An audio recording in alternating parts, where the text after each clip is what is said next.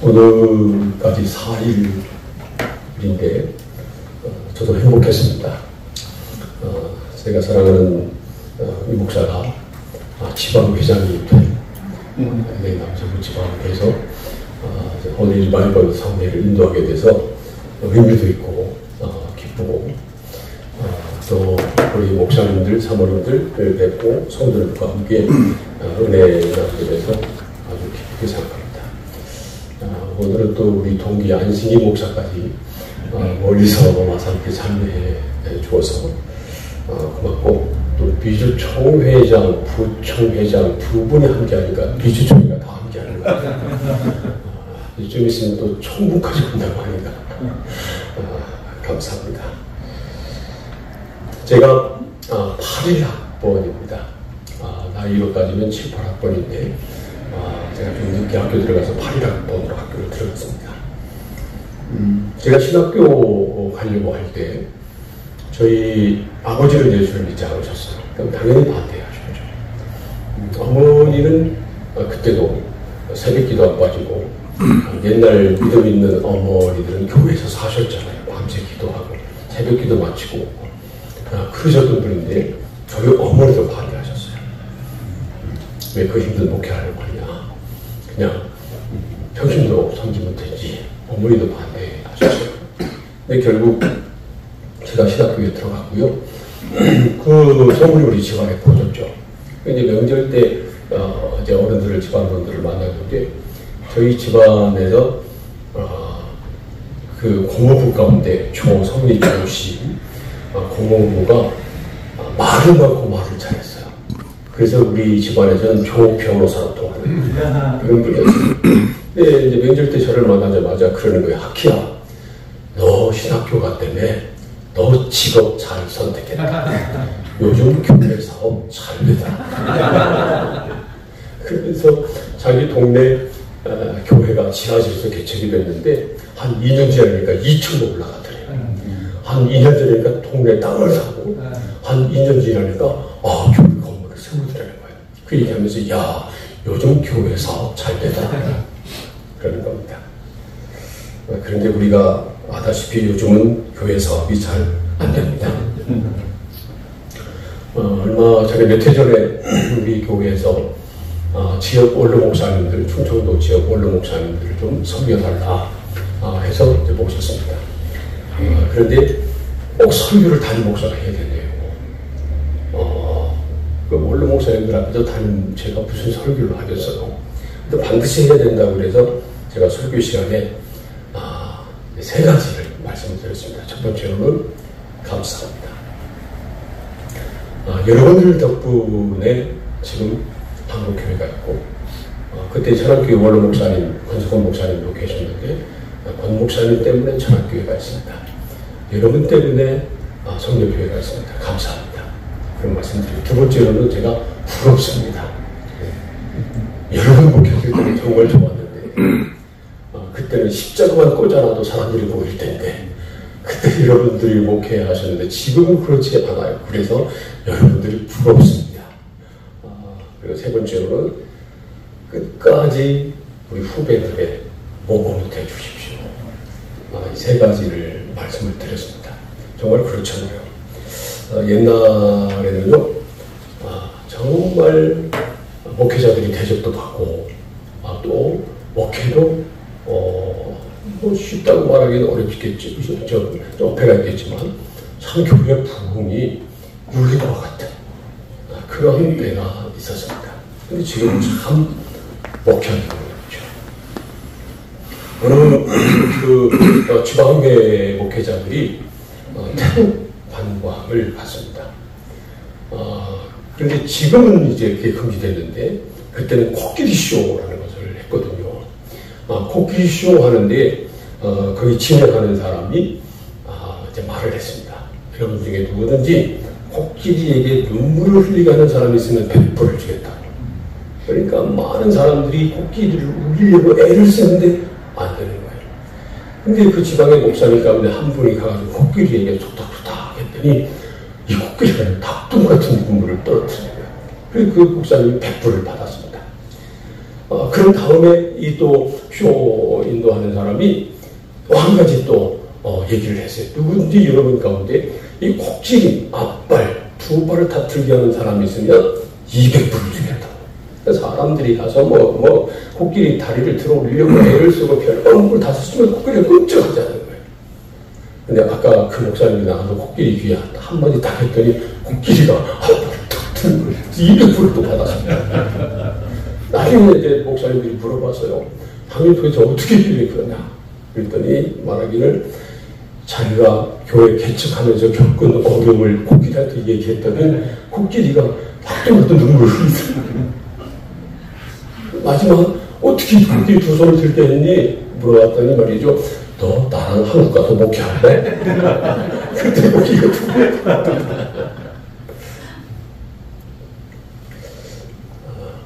목회하는 거 쉽지 않죠. 한국 목회나 이민 목회나 선교사로 사역하는 거나 다 쉽지 않아요. 우리가 경험에서 너무 잘 알고 있습니다. 그런데 왜 우리가 이 목회의 길을 갑니까? 왜 우리가 목회자가 되어야 하고 목회자의 길을 걸어가야 합니까? 저 같은 경우도 예수 안 믿는 아버지가 반대했던 것은 당연하고 그 열심히 기도하시던 어머니도 반대했는데 결국 제가 목회자가 됐잖아요. 목회 길을 가고 있잖아요. 왜 그런가요? 저는 다름 아니라 바로 소명 때문이라고 생각합니다. 아멘. 소명. 주님의 부르심. 소명이 없으면 목회는 힘들죠. 정말 힘들죠. 목회가 잘 돼도 소명이 없으면 힘들고요. 세상적인 기준으로 목회가 잘 안 돼도 소명이 분명하면 어렵지 않습니다. 기쁩니다. 즐겁습니다. 그래서 우리는 항상 내 소명이 확실한가 확인해야 합니다. 소명이 흔들리지 말아야 되고요. 소명이 희미해지지 말아야 합니다. 그런데 때로는 우리의 소명이 흔들릴 때도 있어요. 그럼 큰일 나죠. 우리의 소명이 희미해질 때도 있습니다. 소명이 분명해야 합니다. 제 아들도 월계단 목사라고 했잖아요. 우리 아들이 이제 제가 미국 공부할 때 우리 아들이 초등학교 1학년 때 와서 6학년 때 이제 한국으로 돌아갔거든요. 그래서 미국에서 초등학교를 보냈죠. 영어를 잘 했어요. 그래서 저는 이 친구가 영어 쪽으로 대학을 갈 줄 알았어요. 그랬더니 고등학교 때 갑자기 신학교를 가겠다는 거예요. 그래서 서울신대를 갔습니다. 그러고 나서 이제 군대에 갔다가 제대하고 복학해서 4학년이 됐는데 그때 이제 제가 부여 중학교에서 생각하고 있을 때죠. 저하고 제 아내하고 기도하는 가운데 결정을 내렸습니다. 이름이 기나인데 우리 기나는 목사가 되면 안 되겠다. 그래서 내려가고 그래가지고 이제 앉히고 있겠습니다. 엄마 아빠가 기도하면서 고민도 하고 결정을 했는데 너 목사가 안 됐으면 좋겠다. 대학만 졸업하고 신학대학원은 가지 말아라. 그랬어요. 그랬더니 우리 엄마 아빠가 나보고 신학교 가라고 그래서 내가 간 것 아니고 내가 소명을 받아서 갔는데 왜 걱정하세요? 그런 거예요. 여러분 아들 아니라고 대견스럽게 하는 거예요. 그때 부쩍 대견했어요. 또 다시 한번 네 소명을 얘기해봐라. 네 소명을 얘기하는 거예요. 그래, 네 소명이 분명하면 그럼 가. 그래서 신학대학원 가서 이제 졸업하고 안수받고요. 미국 와서 제가 공부했던 시카고 교회에 대해서 석사 과정 마치고 지금 신길교회로 돌아가서 서울 신길교회에서 교우 사역하고 영어 예배 설교자로 사역을 하고 있습니다. 전환교회도 젊은 목회자들한테 소문나기를 빡세다라는 소문이 있어요. 그런데 전환교회보다 더 빡센 교회는 신길교회예요. 오늘 보다 많은 행사 다 신길교회에서 하는 거예요. 얼마나 힘들겠어요. 그래서 가끔 만나면 너 힘들지? 그러면 힘들지 않대요. 힘들다고 그런 말을 못하지. 엄마 아빠는 말했는데 지가 소명이 있다고 갔으니까 힘들다고 말할 수 있겠어요? 아무리 힘들어도요, 육체적으로 힘들고 경제적으로 힘들고 인간 관계에 어려움이 있고 그래도요, 소명이 분명하면 힘들지 않아요. 그 어려움이 아니에요. 그 고난이 오히려 즐거움이 될 수 있어요. 그런데 아무리 목회가 세상적으로 잘 되고 성도들이 늘어나고 풍족한 생활을 하고 그래도 소명이 분명하지 않으면 힘들어요. 내가 지금 무슨 짓 하고 있지? 뭐 하고 있지? 그런 생각을 할 수밖에 없는 것입니다. 그래서 무엇보다 중요한 것은 우리의 소명이 분명한 것입니다. 소명이 희미해지지 않게 하는 겁니다.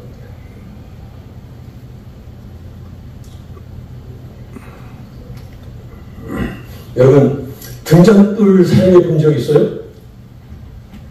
등잔불. 이 전등 말고 등잔불. 등잔불을 사용해 본 분은요, 이 세상을 좀 오래 산 사람이에요. 제가 초등학교 들어갈 때쯤 저희 동네에 전기가 들어왔어요. 그래서 저는 초등학교 들어가기 전에는 등잔불을 경험했어요.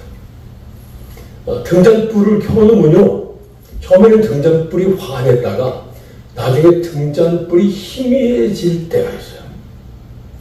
등잔불이 희미해질 때는 두 가지 경우 중에 하나예요. 하나는 기름이 떨어져 가든지, 기름이 떨어져 가면요, 등잔불이 갑자기 희미해져요. 불꽃이 사그라들기 시작해요. 두 번째 경우는요, 심지가 다 들어가는 경우예요. 밑에 기름이 충분해도 심지가 다 들어가면요, 나중에는 이 불이 희미해져요. 기름이 떨어져서 희미해질 때 거기다가 뚜껑을 열고 기름을 부으면요, 불이 확 밝아져요. 심지가 다 들어가서 희미해질 때 그때는 심지를 더 준다고 하죠. 심지를 꺼냅니다. 그리고 타 들어가는 부분을 이제 제거하죠. 그리고 심지를 돋우면 다시 불이 확 밝아집니다. 우리의 소명이 분명하지 않을 때는, 희미해질 때는 역시 둘 중에 하나예요. 기름은 성령을 상징하잖아요. 우리가 성령 충만하지 못한 겁니다. 성령 충만함이 사라지고 다른 것으로 충만할 때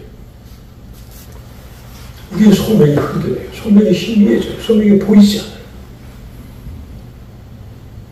그래서 우리의 소명이 확실하지 않으면 성령 충만함을 사모해야 합니다. 성령 충만함을 간구해야 합니다. 그리고 성령의 충만함을 받아야 합니다. 그러면 소명이 분명해져요. 또 한 가지 경우는 심지가 다 들어가는 거예요. 심지가 다 들어간 경우는 둘 중에 하나입니다. 하나는 번아웃된 거죠. 너무 일을 많이 하니까, 너무 일이 밤새 살다 보니까 번아웃된 거에 다 들어가는 거예요. 또 한 가지 경우는요, 죄예요. 죄로 시커매지고. 그런 경우는 다 들어간 심지를 잘라내야 돼요. 심지를 돋워야 돼요. 그럴 때는 쉼이 필요하고요. 또 우리를 시커멓게 들어오고 있는 그 시커먼 죄들을 잘라내 버려야 합니다. 그래야 우리의 소명이 분명해져요. 우리의 소명이 타오게 되어 있어요. 소명이 확실해져요. 혹시 여러분 가운데 표면이 희미해지고 있다면, 소명의 빛이 흔들리고 있다면 성령 충만함을 받으시기를 축복합니다. 네. 그리고 주님 앞에서 우리 자신을 돌아보고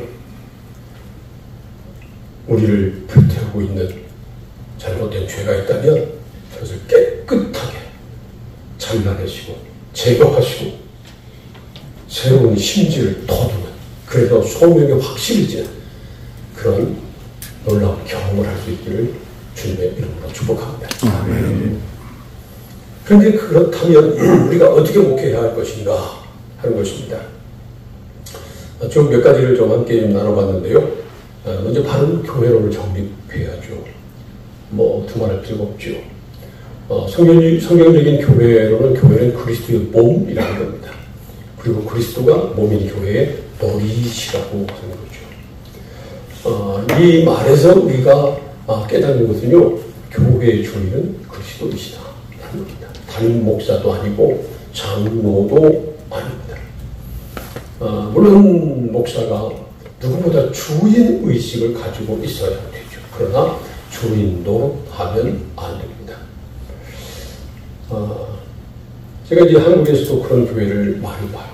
교회가 아까운 교회, 위치도 좋고 예배당도 좋고, 그 정도면 교회가 더 확실하게 부흥해야 되는데 부흥하지 못하는 거예요. 그런 교회의 특징은 어떤 경우냐면요, 목사가 주인으로 타는 거예요. 교인이 그렇게 많아지는 것도 원치 않아요. 또 바른 소리하는 교인들 오는 것도 원치 않아요. 내가 쉬면 다른 교회를 가라. 그러는 거예요. 그냥 자기가 왕 노릇하고 자기가 주인 노릇하고 자기 하고 싶은 대로 하면 그것으로 만족하는 것이지, 자기가 감당할 수 없을 만큼 교회가 성장하는 것도 원치 않고요. 똑똑한 사람이 와가지고 뭐 가운데너라 사관내너라 뭐 이런저런 얘기 하는 것도 싫은 거예요. 목사만 그런 거예요. 장로들 중에서도 주인 노릇하는 장로들 많이 있죠. 제가 한국에서 어느 교회 집회를 갔는데요.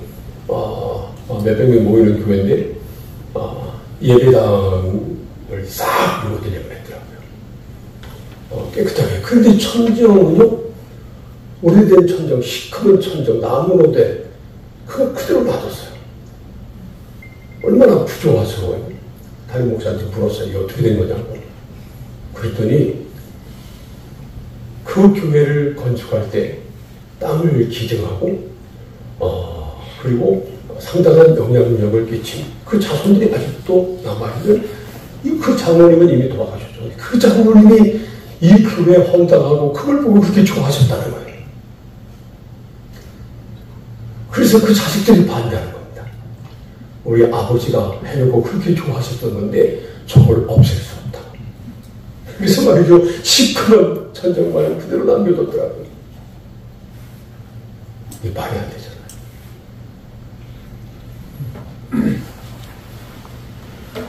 교회에서 사람이 주인으로 타면 사람 냄새가 납니다. 그런 교회는 절대로 주님이 기뻐하지 않으시죠. 그래서 말이죠, 우리는 교회에서 예수가 주인이심이 드러나도록 그렇게 목회해요. 그리고 두 번째로 목회 철학과 비전을 분명히 세워야 합니다. 제가 설교 때도 말씀드렸습니다만, 제가 이제 부여 중학교에 담임 목사로 갔는데, 이제 만 나이로 44에 갔어요. 근데 담임 목회 경험도 없이 그런 교회 담임 목사로 가는 것이 쉬운 일이 아니죠. 하나님의 은혜였죠. 그 부여 중학교의 원로 목사님은요, 최대원 목사님이십니다. 이 목사님은 총회장은 하지 않으셨지만 얼마든지 총회장 할 수도 있는 분이었고요. 교세나 그분의 개인적인 능력이나 인품이나 그런 걸 봤을 때,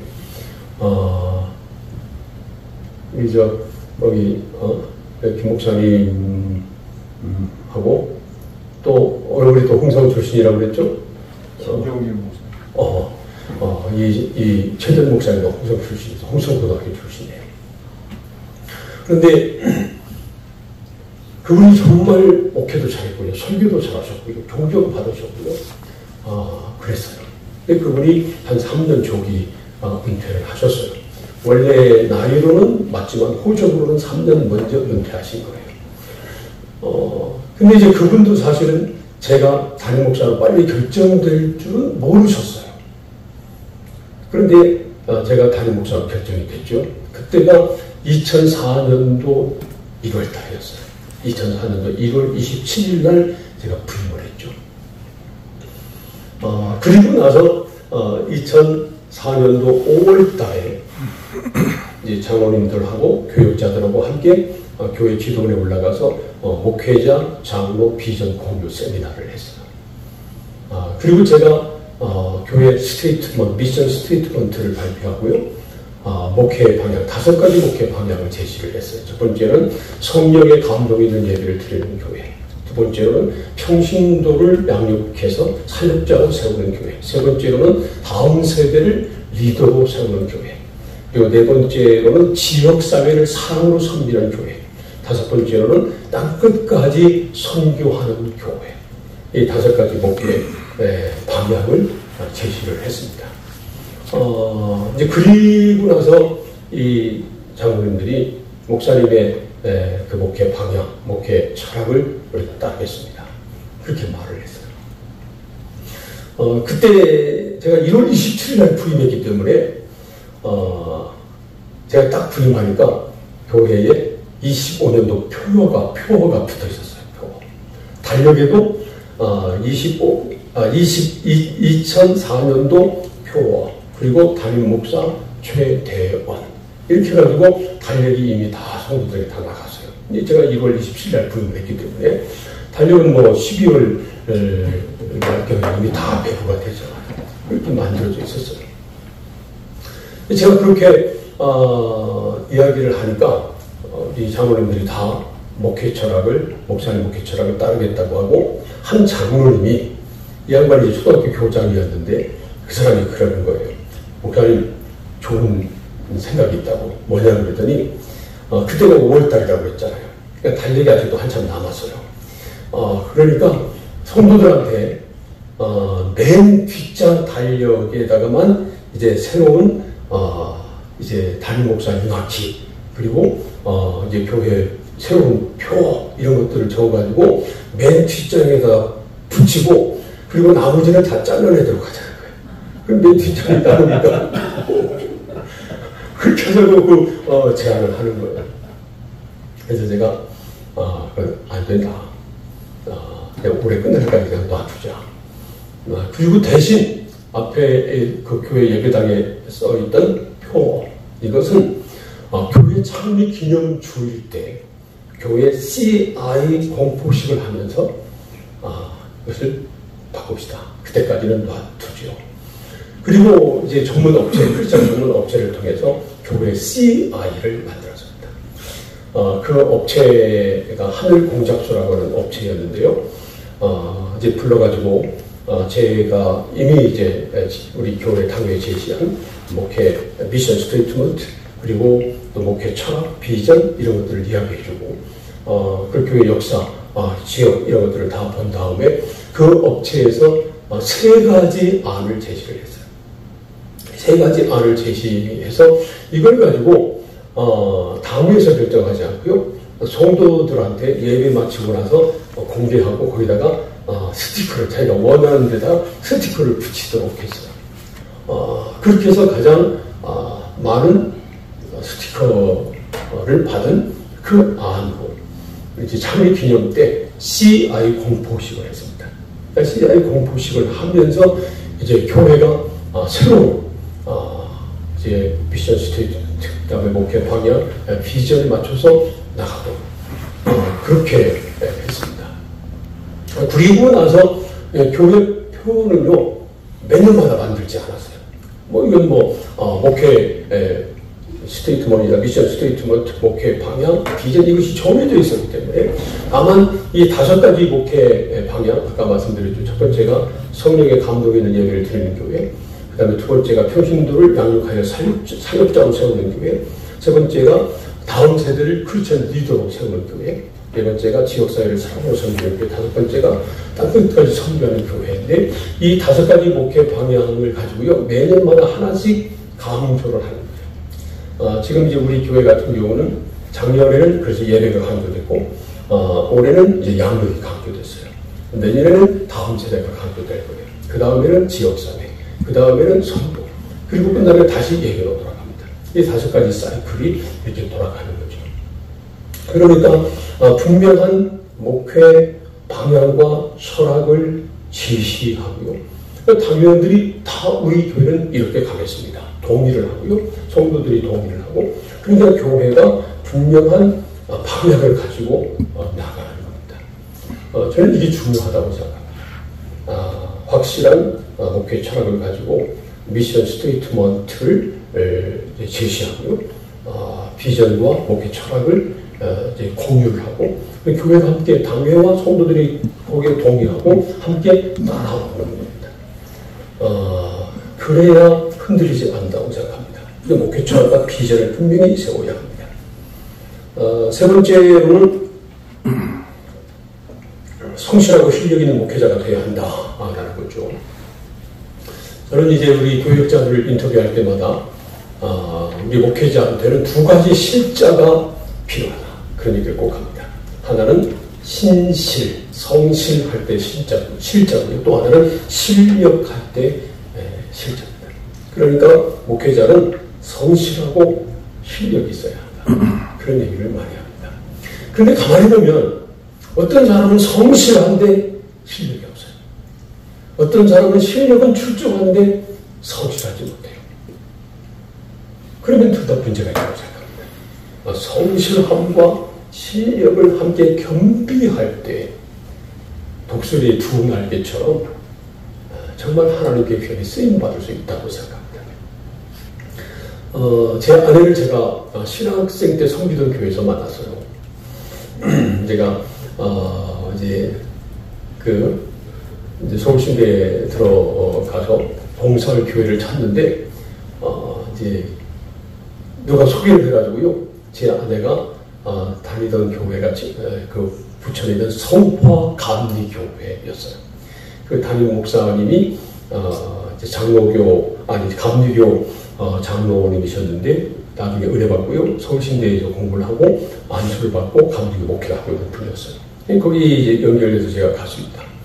1학년 2학기 때 가서 졸업할 때까지 그 교회에서 봉사를 했어요.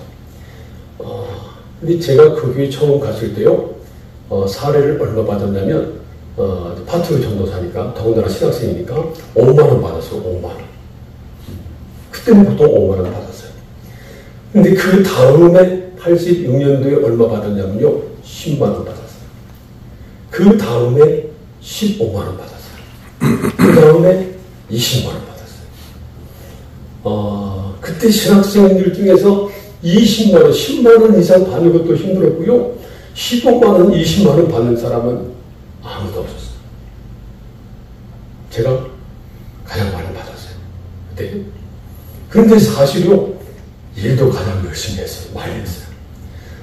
그때 저희 집은 서울 강서 가양동에 있었거든요. 그러면 신학생 때 그때 수요 예배, 수요 예배는 안 가도 됐었잖아요. 근데 수요일날도 교회 가는 겁니다. 가서 이제 수업 끝나고 좀 일찍 가니까 일찍 가서 예배당이 이 예배당 조금 컸을까요? 한 150명, 성도들이 한 150명 정도 모이는 그런 교회였어요. 마룻바닥이었어요. 제가 가면 먼저 가가지고 앞에서부터 강남부터 뒤까지 다 빗자루로 다 쓸었어요. 청소하고 의자 줄 딱 맞춰놓고 앉아있다가 시간 되면 찬송도 하고 그랬어요. 그 담임 목사님이 시킨 거 아니었어요. 제가 그렇게 했어요. 토요일도요, 학생회 예배가 있는데 예배 마치면 안 나오는 애들 신방을 다 다녔어요. 청년들도 그쪽에 공장이 많았거든요. 안 나오는 사람들이 있으면 신방을 갔어요. 그랬더니 사모님이 저한테 윤 전도사 늦게까지 그렇게 신방 다니고 집에 늦게 갔다가 다음날 학교 나가면 힘들잖아. 그래가지고 교회에서 자라, 자택에서 자라.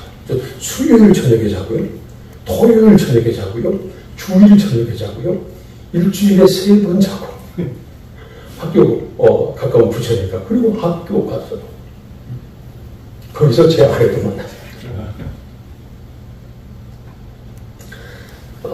저보고 그 목사님이 하라고 한 것 아니었고요. 저에게 그런 감동이 있어서 아주 열심히 했습니다. 아주 열심히. 그러니까 그 교회에서도요, 아까 말씀드린 것처럼 사례를 그 다음에는 10만원, 그 다음에는 15만원, 그 다음에는 20만원 파트한테 말이죠. 제가 그 다음에 전도사로 천안교회로 갔습니다. 85년도에. 그때 천안교회에서 받은 것이 풀타임 전도사로 25만원이었어요. 근데 신학생 때 파타임으로 봉사하면서 받은 것이 마지막 20만원이었어요. 그러니까 얼마나 많이 받았는가 알 수 있죠. 제가 이제 천안교회 전도사로 가서도요, 제 아내한테는 참 미안하죠. 제 아내가 저를 돕지 않았으면 제가 오늘 이 자리에 없을 겁니다. 월요일도 거의 출근했어요. 쉬는 날인데도. 그리고 아무 얘기 없이 청년들 우리 집에 데리고 오고, 신혼 때도 데려오고, 신혼 때도 데려와서 함께 자고요. 하여튼 열심히 했어요. 우리가 성실히, 신실하게, 어떤 일이 맡은 일에 최선을 다할 때, 그때 하나님도 인정하시고요, 그 사람들도 인정합니다. 신실한, 실력 있는 목회자가 되어야 합니다. 그리고 무엇보다 우리가 설교의 승부를 걸어야 되죠. 제가 이제 군종 목사로 사역할 때, 이제 처음에 입관한 부대가 702 특공부대였어요. 화천 오음리에 있는 특공부대였거든요. 군단식 할 부대죠. 그렇기 때문에 거기에 군단 안에 신부도 있었고 법사도 있었어요. 그런데 이제 그 신부 법사들 가운데 같이 임관한, 같이 훈련받고 임관한 신부 법사들이 그 주변에 있었어요. 그래서 우리 이제 같이 임관한 목사들뿐만 아니라 신부 법사들하고 같이 어울렸거든요. 그런데 그때 유행했던 것 중에 하나가 고스톱이었습니다. 고스톱.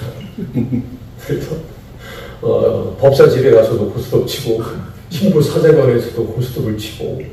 그런데 이제 12월 달쯤 됐을 것 같은데, 신부 사제관에 가서 함께 이제 우리 임관한 친구들끼리 밥도 먹고 고스톱도 치고 그랬어요. 근데 신부는 계속해서 옆에 앉아서 술 먹으면서 그런 거예요. 그러다가 갑자기 일어나가지고 시간 됐다 그러더니 수능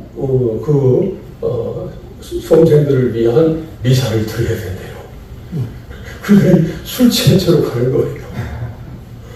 가서 좀 이따가 들어오더라고요. 그리고 또 이제 고스톱 치면서 술 먹고 그 친구는 그랬어요. 근데 그게 가능해요. 사제의 핵심은요, 설교가 아니거든요. 의식을 집중하는 거거든요. 그렇기 때문에 술 먹었든 뭐 했든지 사제라고 하는 그 직책을 가지고 자기가 원하는 것을 수행할 수 있어요. 의식이 중심이에요. 근데 우리 목사는요, 의식이 아니라 설교가 중심이거든요. 설교가 중심이거든요. 그래서 힘들죠. 설교 준비하는 것 때문에 힘들고요. 또 하나는 설교하는 대로 살아야 되니까 힘든 거예요. 의식을 집중하는 그러한 사제는요, 삶과 그 사람의 삶과 이 의식과 별 상관이 없어요. 그래서 술 취해가지고 의식을 집중해서 술 냄새 아주 풍기면서 해도 괜찮아요. 그런데 이 설교자는 다르잖아요. 메시지와 삶이 연결되지 않으면 성도들이 은혜를 받지 못하는 거예요. 그래서 우리가 설교를 잘 준비하고 설교의 승부를 걸어야 합니다. 저는 설교의 핵심을 이렇게 생각합니다. 들리는 설교. 어떤 설교라고요? 들리는 설교를 해야 한다. 그러니까 들리는 설교. 얼마 전에 우리 교회 한 세가족, 우리 교회는 세가족이 많이 들어오는 교회 중에 하나인데, 세가족 중에 한 사람이 중년 여자였는데 그러는 거예요.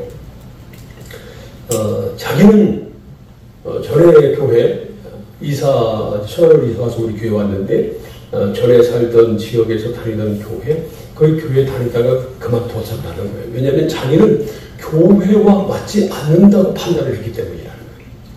그 이유가 뭐냐면 전에 다니던 그 교회 가서 목사님 설교를 듣는데 그 설교가 틀리지 않더래요. 자기 귀에 설교가 들어오지 않는 거예요. 그래서 교회하고 나는 맞지 않는구나, 그렇게 판단을 했어요.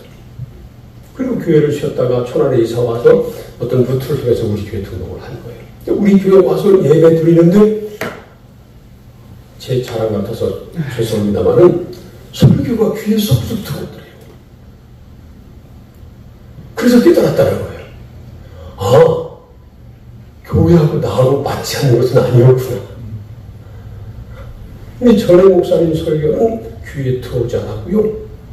그런데 제 설교는 자기 귀에 쏙쏙 들어와서 내가 이 교회 다녀야 되겠구나 하고 등록을 했다는 거예요. 설교가 귀에 들어오도록 하려면 두 가지가 필요합니다. 하나는 설교의 내용이 분명해야 되고요. 두 번째로는 발음과 딜리버리, 이것이 분명해야 합니다.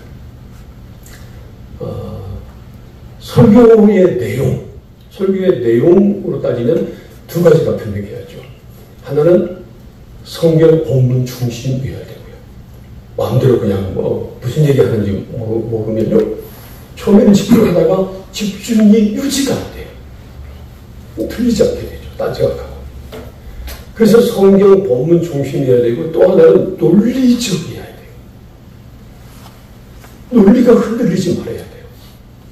처음 시작부터 시작해서 마지막 끝날 때까지 이 논리가 유지가 돼야 돼요. 무엇을 말하는가, 무엇을 말하고 싶은가. 우리 딸도 이제 목사 사모가 됐는데요. 우리 딸이 시집 가기 전에 대학생 때까지만 해도 우리 집에 오면요, 제 설교 원고를 지가 먼저 봤어요.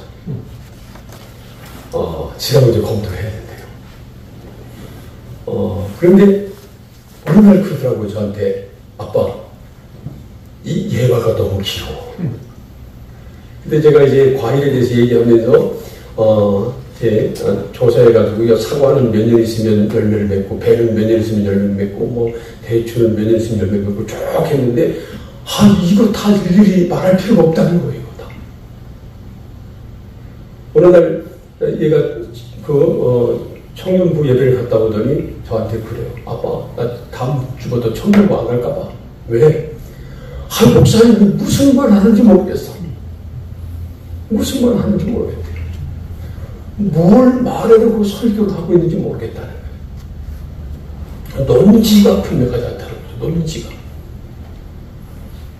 그러니까 내용이 성경적이어야 하고, 그리고 논리가 분명해야 돼요. 그래야 성도들이 따라와요. 근데 그러지 않고 논리가 없고 비약하고 근거 없이 이리 왔다 저리 갔다 그러면 성도들이 따라가다가 놔버려요. 더 이상 안 따라가죠. 그래서 내용, 성경 본문 중심, 논리적이어야 돼요. 처음부터 끝까지 논리가 흘러야 된다는 거죠. 또 하나는 이제 전달이죠. 딜리버리죠. 여러분 생각해 보세요. 우리나라의 설교자 가운데, 한국 설교자 가운데 설교를 잘한다, 유명한 사람들, 유명하다는 사람들, 그 사람들이 어느 도 출신들이 많아요? 혹시 여러분 충청도 출신 가운데 설교 잘하는, 유명한 설교 잘한다는 사람 말 들어봤어요? 장경동 목사. 장경동 목사. 나는 안 좋아해. 충청도 출신 가운데 유명한 목회자는 있어요. 예를 들어서 중앙장로교회 나경일 목사님, 이 촉전 부교 출신이에요. 나경일 목사님.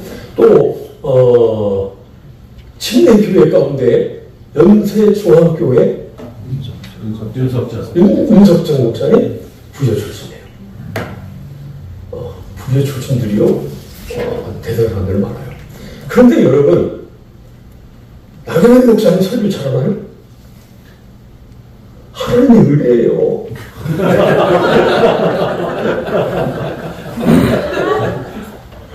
그분이 제가 부여 있을 때, 그 연합집회 강사로 왔어요.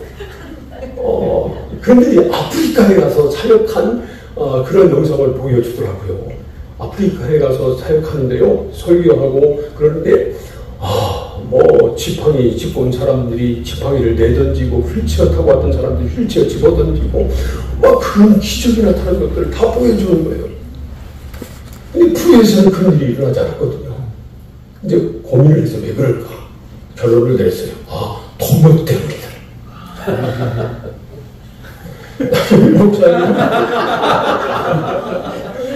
나경일 목사님은 설교를 할 때 도대체 무슨 말을 하는지 안 들려요.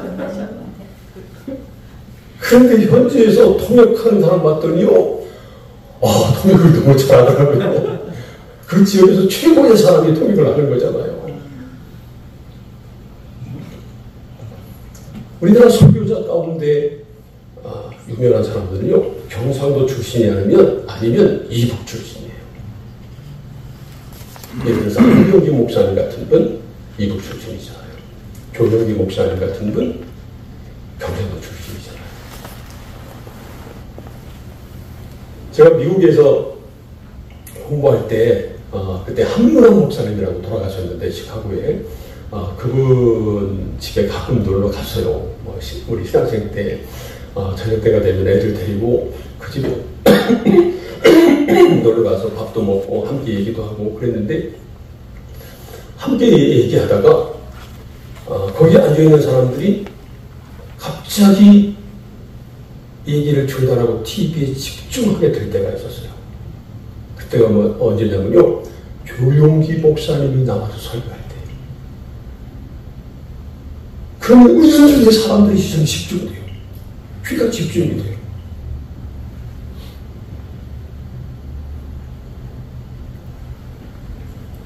그 중요한 것이 뭐냐면요, 이 딜리버리에서 중요한 것은 발음하고 어투예요.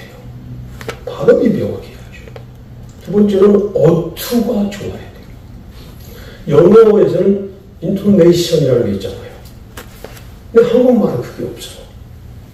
그런데 특별히 경상도 사투리나 함경도 사투리는 그게 있어요. 그렇기 때문에 그런 사투리가 사람들의 귀를 사로잡을 수 있어요. 충청도 사투리는요,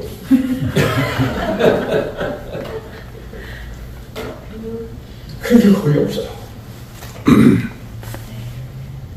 그래서 우리 설교자가 우선 발음이 명확해야 돼요.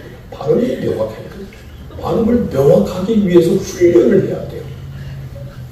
사람마다 잘 발음이 안 되는 게 있어요. 물론 경상도 사람이나 그런 사람들이 발음 잘 안 되는 것도 있잖아요. 그렇지만 어떤 출신과 상관없이 사람마다 잘 발음이 안 되는 그런 말이 있어요. 그것들을 명확하게 하기 위해서 훈련을 해야 돼요. 그리고 이 어투가 매력적으로 잘 들리게, 지루하지 않게, 그렇게 자기만의 어투를 만들어야 돼요. 그래야 설교가 들립니다. 설교가 들려야 돼요. 들리는 설교를 해야 됩니다. 다섯 번째는 무릎으로 목회해야 한다. 당연하죠. 기도보다 앞서지 말고요. 기도하지도 않고 뭘 하려고 하지 말고, 어떤 일을 할 때 반드시 계속 기도를 하고, 그래도 안 되면 일을 멈추고 엎드려야 합니다. 그리고 모든 일을 공정해야 돼요. 원칙을 지키고 일관성이 있어야 합니다. 목회할 때. 제가 부여에서 목회할 때 선거법 위반으로 고소를 당했어요. 부여에서는 부여 중앙교회가 교파를 초월해서 가장 큰 교회거든요. 그러니까 거기에서는 부여군에서는 군수를 나오려고 하든지 국회의원이 되려고 하면 반드시 부여 중앙교회 등록을 해야 돼요. 그러니까 당시에도 군수 국회의원 다 부여 중앙교회 신자였어요. 그때 현역 이명박 대통령이 당선되고 바로 국회의원 선거가 있었는데 현역이 김학원 권사라고 있었어요. 그런데 이진삼이라고 하는 육군 참모총장 출신이 역시 부여 출신인데 이 사람이 국회의원 나오려고 또 부여 중앙교회 등록을 했어요. 이명박 대통령 취임한 다음 주일 설교하는데 제가 역대하 7장 말씀인가요? 그걸 근거로 해서 장로 대통령이 됐다고 이 민족이 사느냐? 앞으로 국회의원 선거가 있는데 300명이 다 국회의원 다 예수 믿는다고 이 민족이 사느냐? 아니다. 하나님의 이름으로 일컬어받는 이 백성들이 죄에서 돌이켜서 겸손히 하나님을 섬길 때 이 민족이 산다. 이게 핵심의 설교의 핵심이었어요. 1부, 2부 때는 문제가 없었어요. 근데 3부에 대해 설교할 때 김학원 권사가 저기 앉아있는 게 보이는 거예요. 그래서 원균으로 썼지만 제가 한마디 집어넣었어요. 그래도 김학원 권사님 같은 분이 당선되면 좋겠다. 그런데 그걸 이제 이진삼 측에서 선거법 위반이라고 고발을 합니다. 제가 재판을 받았는데요. 1심에서 50만 원 벌금형을 받았습니다.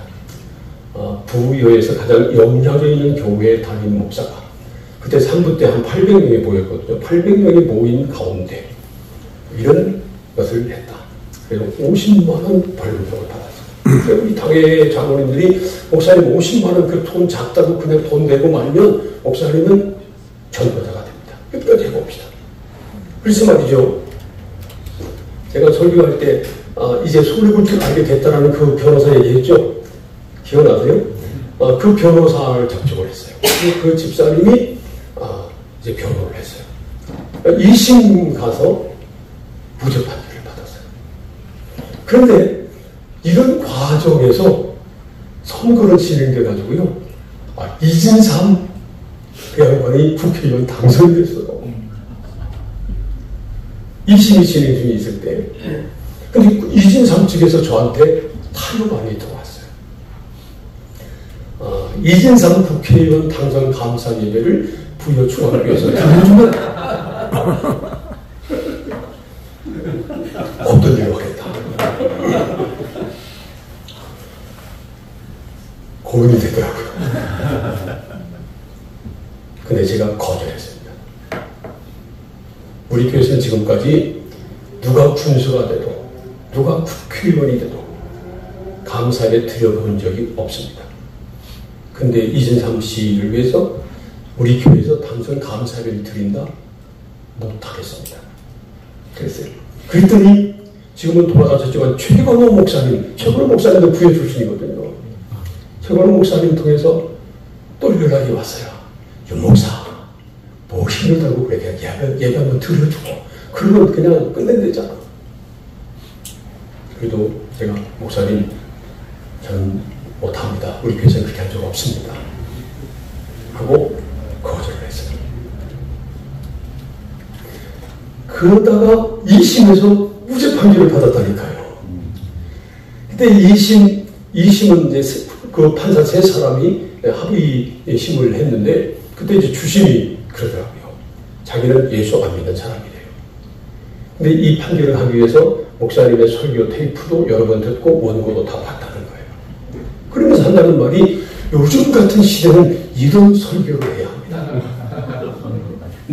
그러면서 설교 원고 설교하는 30분 중에 그 몇 초, 단 몇 초 흐름과 전혀 상관없이 그냥 이왕이면 김학원 같은 사람이 국회의원 됐으면 좋겠습니다. 이 한마디 했다고 선거법 위반이 아니다.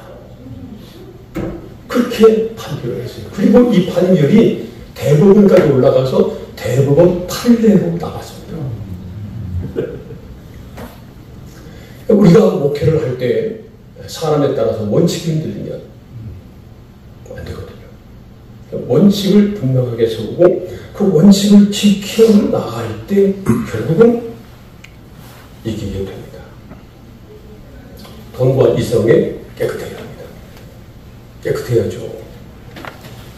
이런 부분에 대해서는 여지를 두지 말아요. 여지를 두지 말아요. 10계명 중에 분명하게 이건 말씀하고 있는 거잖아요. 근데 여러분, 10계명 지켜야 돼요? 지키지 말아야 돼요? 여러분은 안 지켜도 되는 모양이죠? 안 지켜도 돼요? 지켜야죠. 근데 10계명 안 지켜도 되는 질이 하나 있어요. 제11계명이 있는데 그것을 지키면 돼요. 제11계명이 뭔지 아세요? 들키지 마라.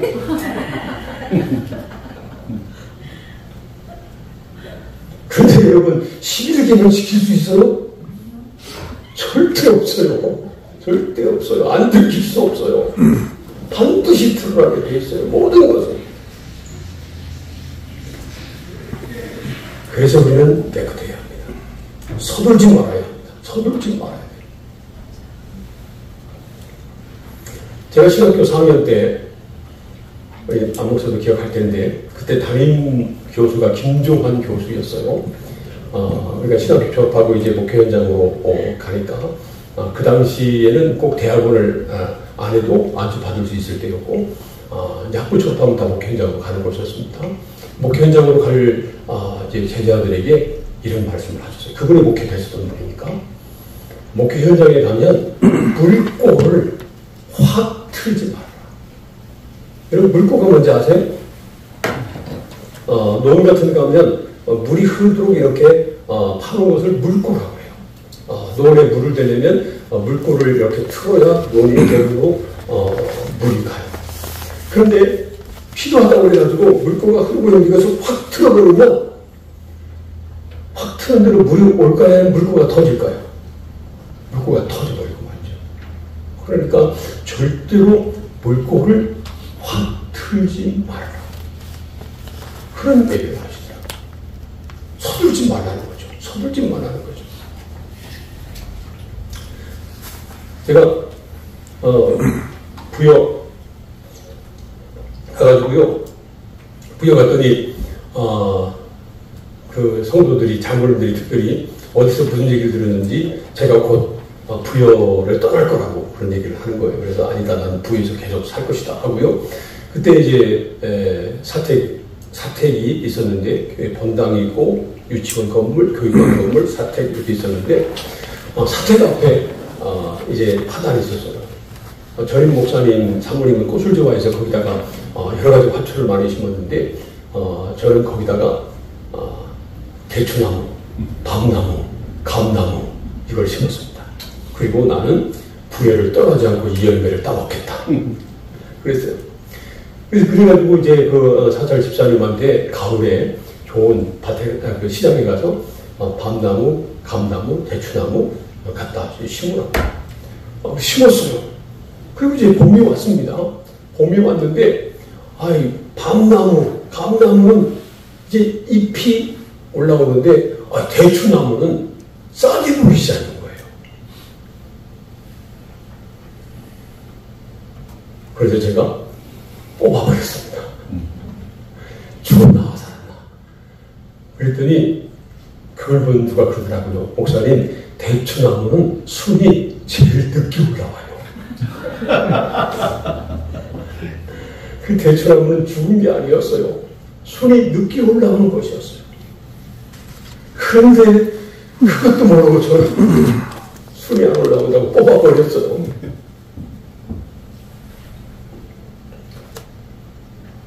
서둘지 말아야 합니다. 조급하지 말아야 합니다. 연모 목사님이라고 천안교회 가서 부목사도 사역하고 단독목회도 잘 했었고 그런 분이었는데 나중에 선교사로 나갔어요. 우리 교단 선교사가 아니고요. 기아대체 선교사로 태국으로 나갔어요. 또 우리 교회 부목사 출신이기 때문에 우리 교회에서도 후원을 계속했습니다. 어느 해인가 일이 있어서 이제 한국에 들어와서 천안에 와서 제가 이제 밥 사주려고 함께 나가는데 차 안에서 그래도 목사님, 내가 목회할 때 뒤돌아보면 후회할 것이 참 많다. 그래. 물어봤어요. 가장 후회되는 것이 뭐냐? 그랬더니 한마디로 이렇게 말하더라고요. 참지 못한 것을 후회합니다. 양반이 아주 똑똑하고 열심히 있고 목회도 잘하고 그렇거든요. 근데 교회가 부흥하고 그러다 보면 부딪히는 게 많은 거예요. 그럼 참지 못하고 싸우고 부딪히고 그러다가 안 되면 또 다른 거예요. 제가 참지 못한 게 후회가 된다. 그래서 서둘지 말아야 합니다. 서둘지 말아야 합니다. 시간이 다 됐는데 한 가지만 더 얘기해도 되죠? 하나님 아버지의 마음으로 목회해야 합니다. 하나님 아버지의 마음으로.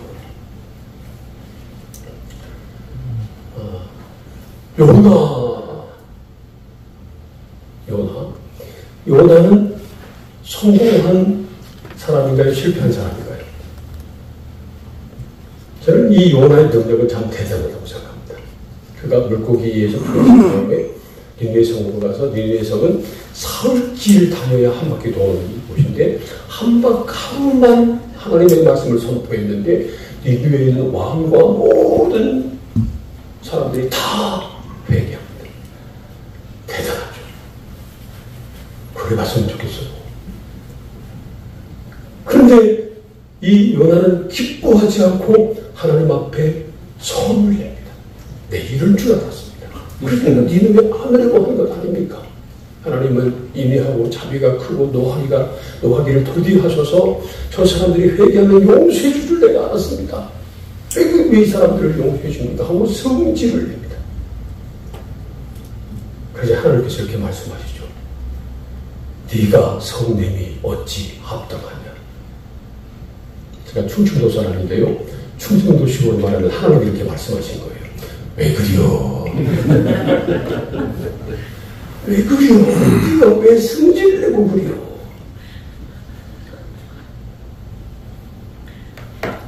왜 그래요? 왜?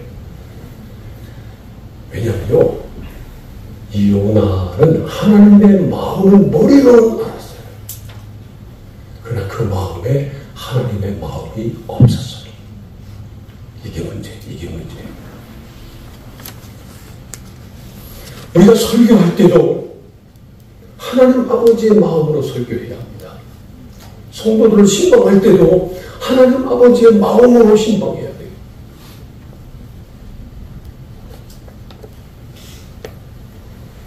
남편과 아내를 대할 때도 하나님의 마음으로 대하세요.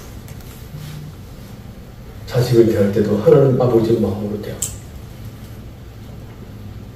한 영혼 사랑해야 합니다.